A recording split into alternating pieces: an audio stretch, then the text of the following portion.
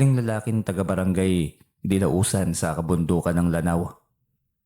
Magsasaka ako pero nitong mga nakaraang taon, tila pati ang lupa'y nakisama sa hirap ng panahon. Tuwing tag-ulan nilulunod ng baha ang aming palayan.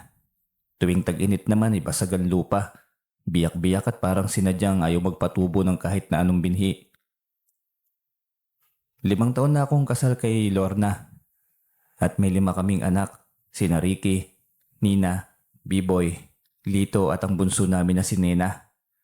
Lahat sila'y payat ngunit laging mingiti kahit ang ulam namin ay asin lamang at mantika. Kung gutom lang naman ang kalaban, kaya ko sanang tiisin kaso ang masakit ay ang pangalipusta ng pamilya ng aking asawa. Lalo na ang kanyang ina, si Nanay Coring at ang kanyang 2 kapatid na lalaki na sina Ruel at Dindo. Biyernes ng hapon nun, bumisita kami sa bahay ng mga biyanan ko sa bayan. Doon kasi ang kapistahan at nais ni Lorna na makiisa kahit wala kaming maihandog. Bitbit namin ang isang maliit na supot ng saging na nilaga. Yun lang ang kaya naming maiambag. Pagdating namin sa bahay ay sumalubong agad si Nanay Coring. "Hay Lorna, dumating din kayo. Aba, buti naman at naisip mong bumaba kahit walang-wala kayong maipakain." Natawa si Ruel habang nakahawak sa bote ng serbesa. "Saging ba yan, Kuya Edgar? Abay, baka naman gusto mong itanim yan dito sa harap ng bahay namin para may maani kayo sa susunod na taon." Tumawa si Dindo sabay sabing, "Hindi bale, Ruel. Baka iyan na rin ang pangulam nila mamayang gabi. Tutal galing naman sa kanila, di ba?" Narinig ng mga bata ang mga tawanan. Tumahimik si Lorna, pinipigilan ng luwa. Ako na may napatingin lamang sa lupa at gusto ko sanang magsalita pero alam kong wala rin naman akong mapapala.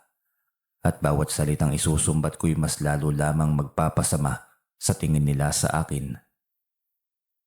Pagkatapos ng hapunan ay napaupo ako sa labas ng bahay. Ang ilalim ng punong mangga. Malamig ang hangin, ngunit mainit ang dibdib ko sa sakit. Sa loob ay naririnig ko ang tawanan ng mga biyanan ko habang kumakain ng lechon, pansit at kakanin. Sa labas, nilalabanan ko ang gutom ng katawang pagod sa sakahan. Lumingon ako sa langit at sa mga bituin ni tila ba nilulumot ng gabi. Diyos ko, hanggang kailan ba ako magtitiis? Hindi naman ako tamad, pero bakit ganito? Bakit parang ako lang yata ang pinagkakaitan ng swerte? Hindi ko alam kung may nakarinig sa akin nun pero sa sulok ng dilim, may kumislap na tila ba maliit na ilaw. Parang alitap-tap ngunit mas malinaw. Akala ko'y guni-guni lamang kaya hindi ko na binigyan ng pansin. Kinabukasan habang nag-aayos ako ng sasakyan tricycle na luma, ay lumapit si Dindo. "Oy Edgar, balita ko gusto mong mangutang uli kay tatay." "Oo Dindo, kailangan ko lang sana ng 3,000, magbabayad naman ako pag-ani eh." "Pag-aani? Kung walang anihin. Huwag ka nang mangarap. Alam mo, dapat yata magtrabaho ka na lamang sa konstruksyon. Hindi ka bagay sa lupa. Palpak ka bilang magsasaka." Sa loob ng bahay ay narinig kong sumabat si Ruel. "Hayaan mo na Dindo, magaling naman siyang umiintindi ng utos, hindi ba Edgar? Kung gusto mo, magkasama tayo sa tindahan, ako ang amo, ikaw ang tagabuhat." Tumawa sila at ako na may napayuko lamang. Sa likod ng aking isipan, gusto kong sumigaw. Gusto kong sabihin sa kanilang mayroon akong dangal. Kahit pawisan at hirap, pero sa mata nila'y isa lamang akong walang silbi. Isang pasanin sa kanilang anak at kapatid.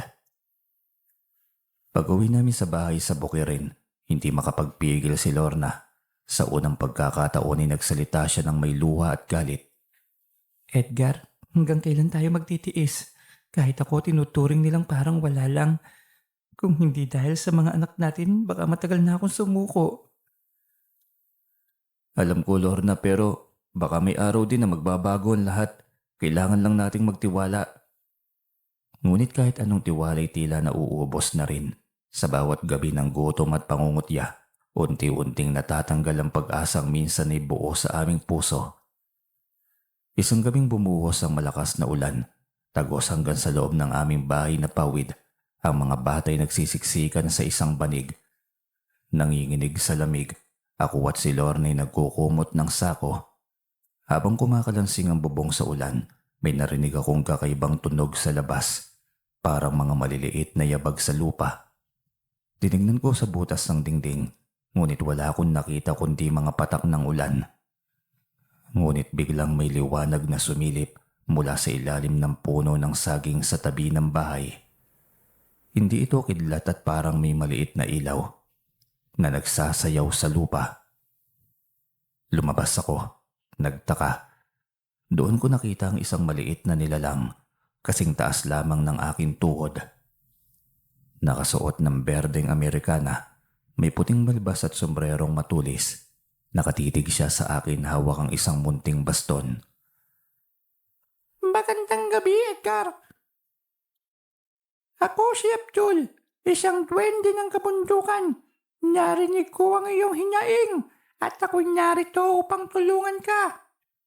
Napatigil ako't nanindig ang aking balahibo ngunit may kakaibang kapayapaan sa kanyang tinig.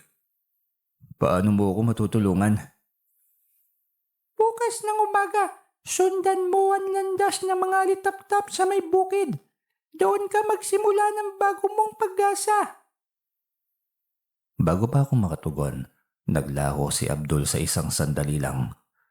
Iniwan ang isang maliit na butil ng ginto sa lupa. Kasing liit lamang ng bigas. Kinabukasan ay kinising ko si Lorna. May kakaibang nangyari. May nakita akong duwende. Tumingin siya sa akin na parang hindi makapaniwala. Duwende, Edgar, baka naman pagod ka lang. Ngunit nang lumabas kami sa bakuran, nakita naming may kumikislap sa lupa ang mga butil ng gintong iniwanan ni Abdul. Hindi pa namin alam nun pero iyon na siguro ang magiging simula ng pagbabago ng aming kapalaran.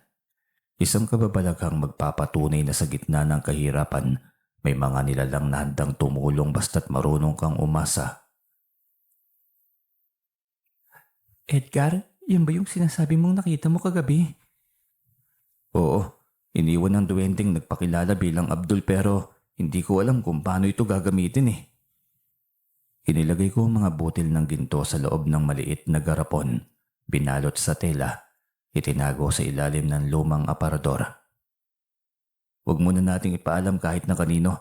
Hindi natin alam kung totoong ang ginto ito o may kapalit na sumpa. Baka nga mas mapahamak tayo kung ipagyayabang pa natin yan. Kinahaponan ay bumalik ako sa palayan. Bit-bit ko ang kalabaw naming si Tomas. Kahit payat na rin ito sa kakulangan ng damo, habang nag-aararo ay tinitingnan ko ang malawak na lupang halos walang laman. Puro bitak at tuyo at tila ayaw nang tumubo kahit na anong pananim. Sa bawat pagpalo ng araro, bumabalik sa isipan ko ang mga sinabi ni Abdul. Sundan mo ang landas ng mga litap-tap sa may bukid.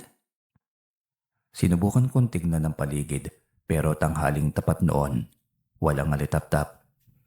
Tanging init ng araw at pagod ng katawan, kaya minabuti kong umuwi na lamang muna at itabi muna ang pag-asang yon. Pagkaraan ng ilang araw, muling bumisita si Rowel at Dindo sa bahay. May dala silang manok at bigas, pero hindi para magbigay, kundi para mang-insulto.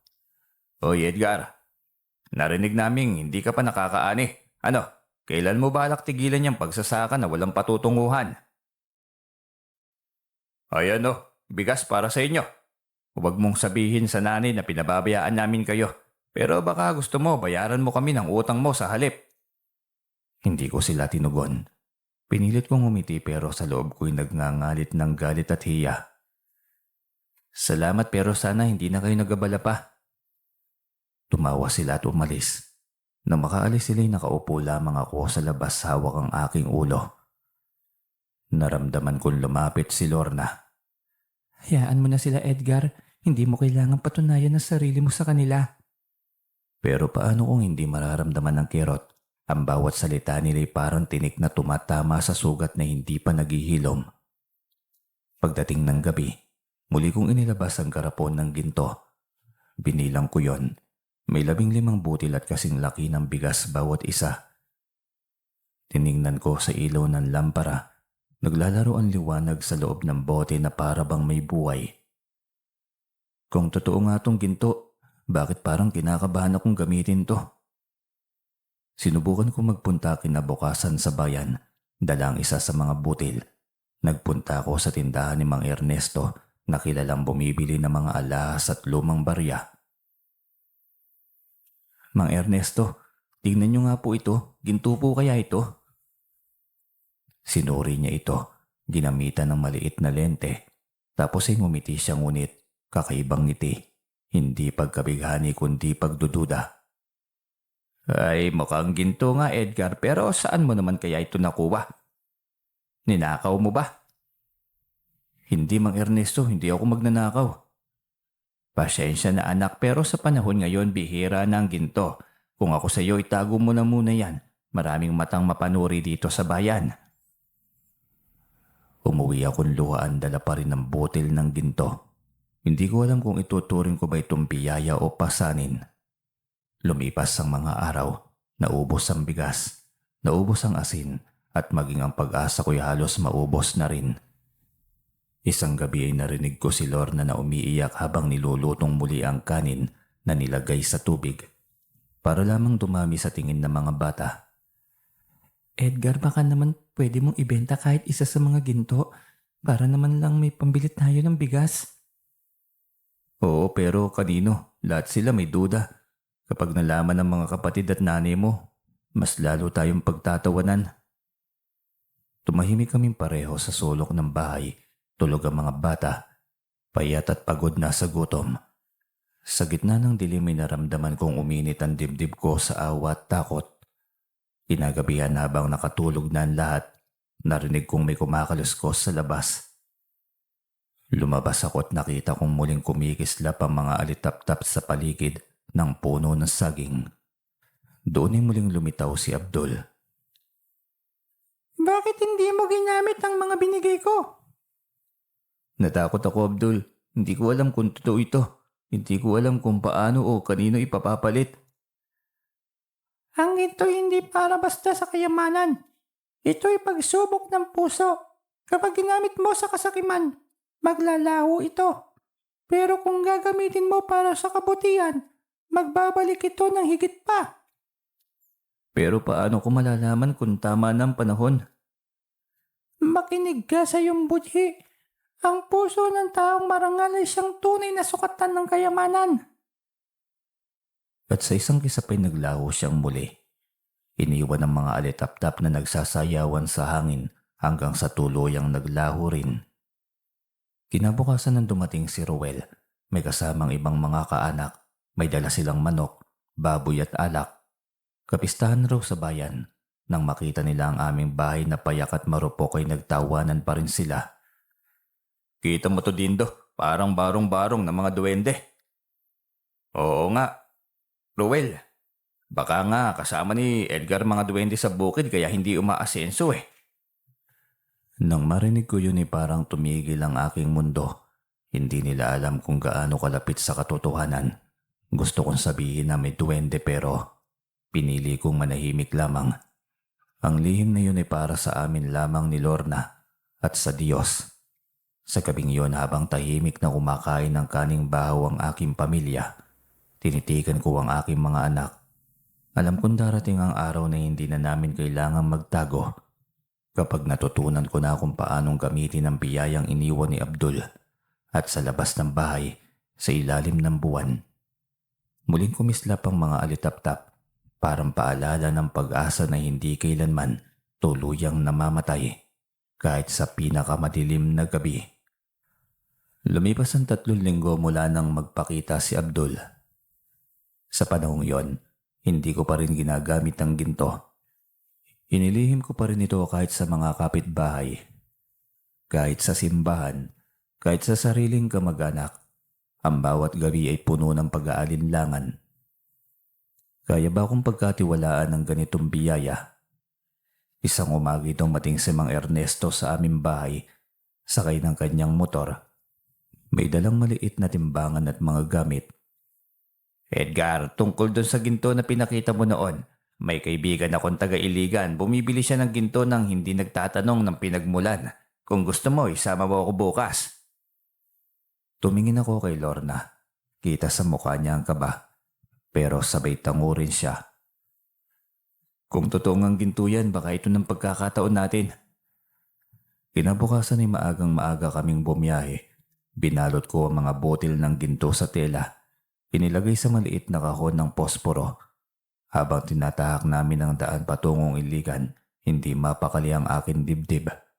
Sa bawat sulok ng kalsada, tila kasabay ng pag-alog ng motor ang tibok ng aking puso. Pagdating namin sa bahay ng bumibili, sinalubong kami ng lalaking matanda. Maputi ang buhok at nakasuot ng salamin.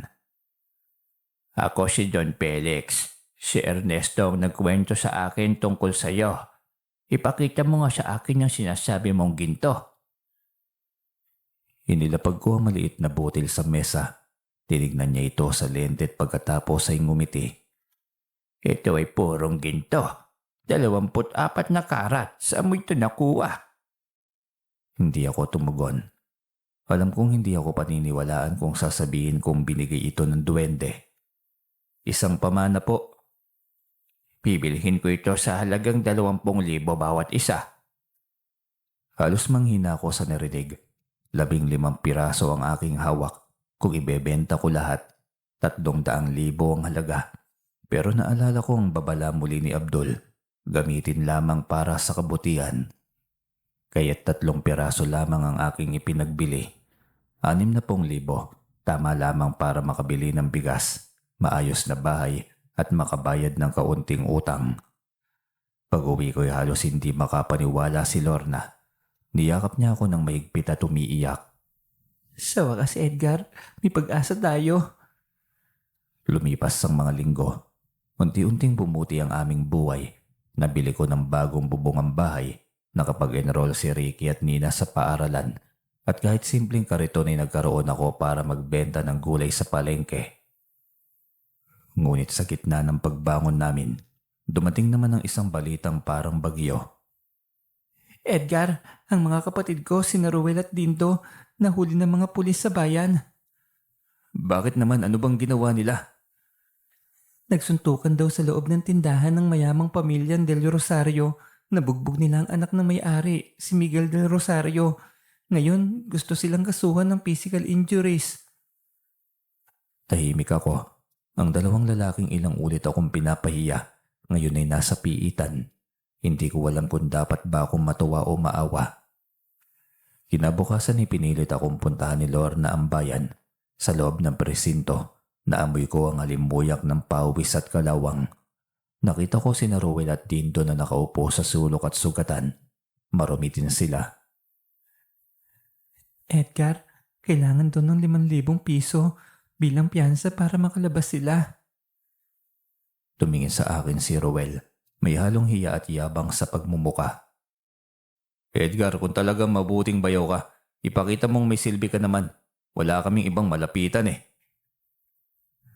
Gusto kong sabihin na bakit ako. Hindi pat lagi niyong sinasabing wala akong silbi. Pero nang tingnan ko si Lorna ay nakita ko sa kanyang mga mata ang pakiusap at awa sa sariling kadugo. Lumabas ako ng presinto at dumiretso sa bahay. Binuksan ko ang aparador. Kinuha ang garapon ng ginto at inalis ang 2 butil.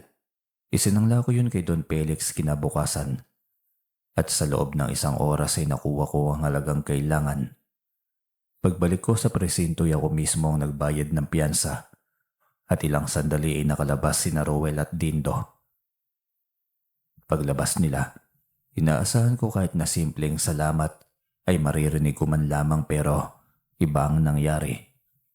Aba Edgar, may pera ka pa pala. Hindi ko akalain na kaya mong maglabas ng ganitong halaga. Baka naman may ginagawa ka ng kalokohan.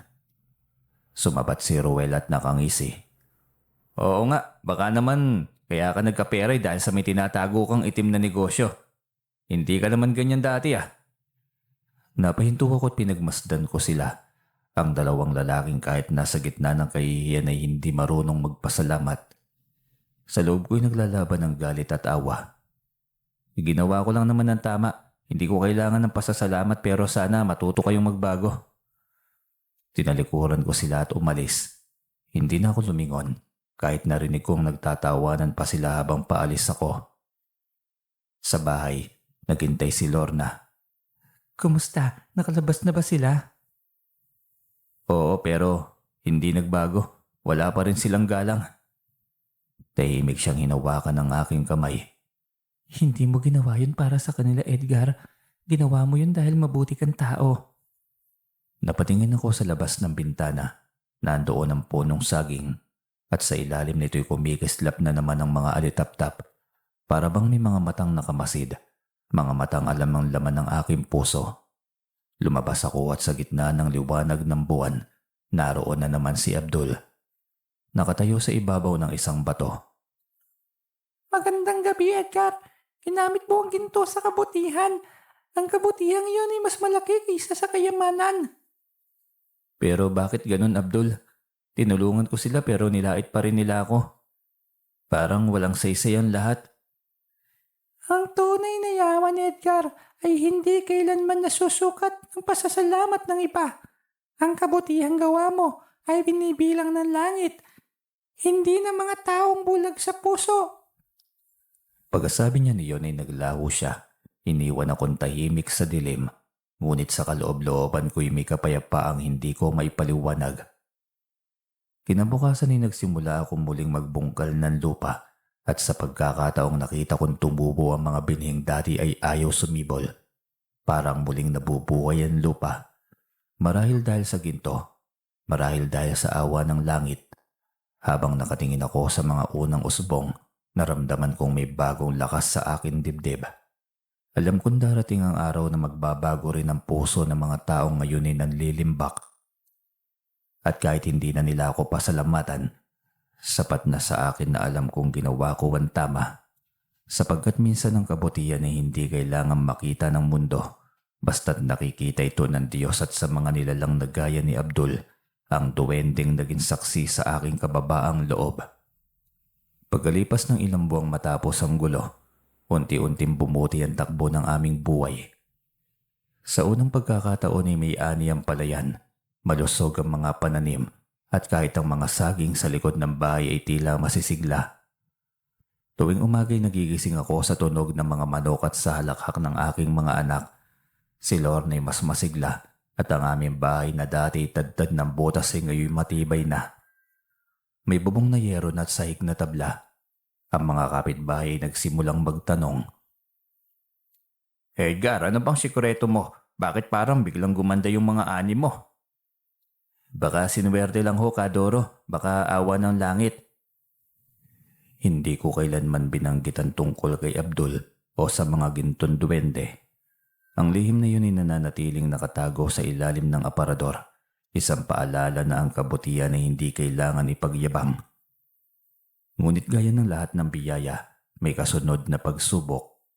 Isang hapon, dumating sina Ruel at Dindo sa bahay. Malinis ang mga damit pero halata pa rin ang yabang sa mga mata. Edgar, narinig naming yumaman ka na raw. Aba, ang galing mo naman. Dati halos walang makain, ngayon parang may pambili na ng lahat ah.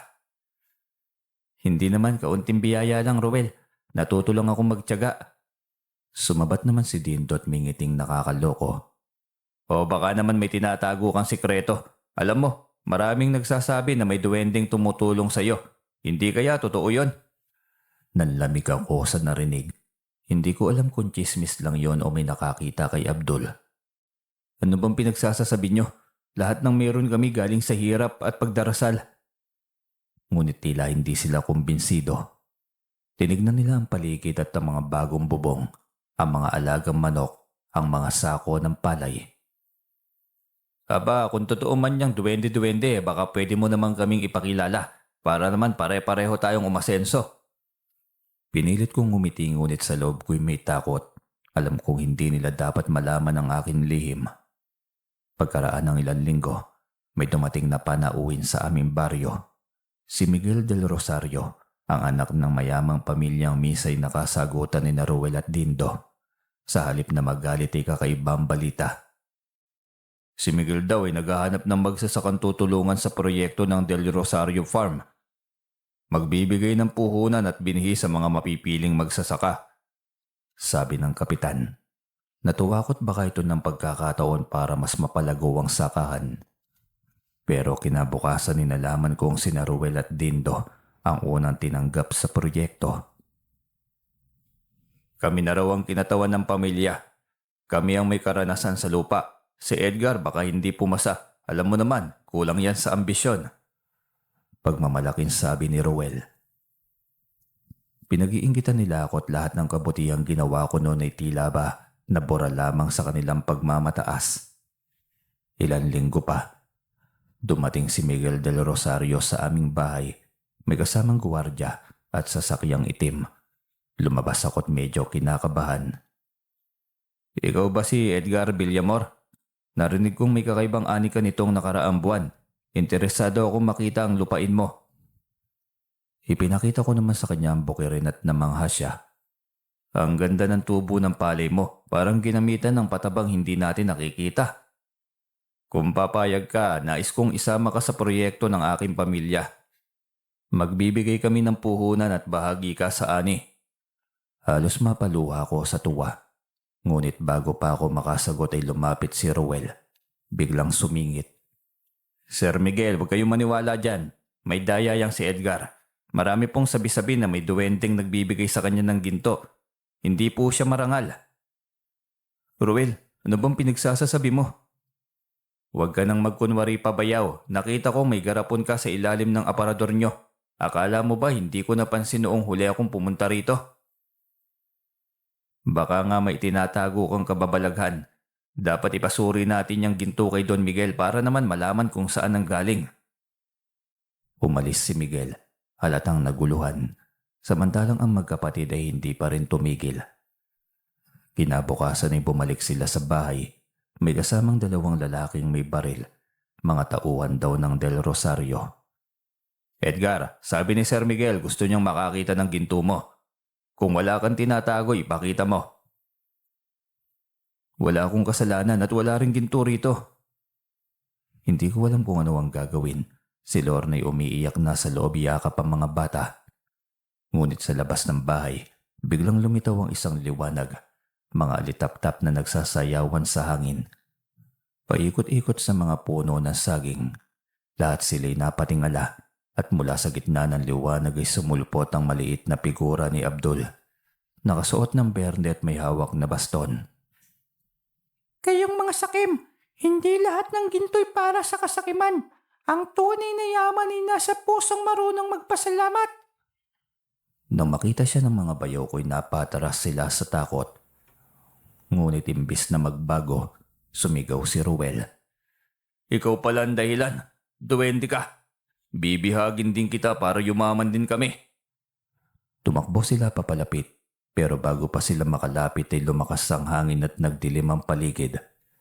Ang lupa ay umalog, para bang nagngangalit na alon sa ilalim. Ang mga alitap-tap ay parang naging apoy at biglang naglaho si Abdul. Nang magbalik ang liwanag ay nakahandusay na sa lupa sina Ruel at Dindo. Nanginginig at tila ba nawalan ng lakas. Huwag niyo saktan ang sarili niyong kaluluwa.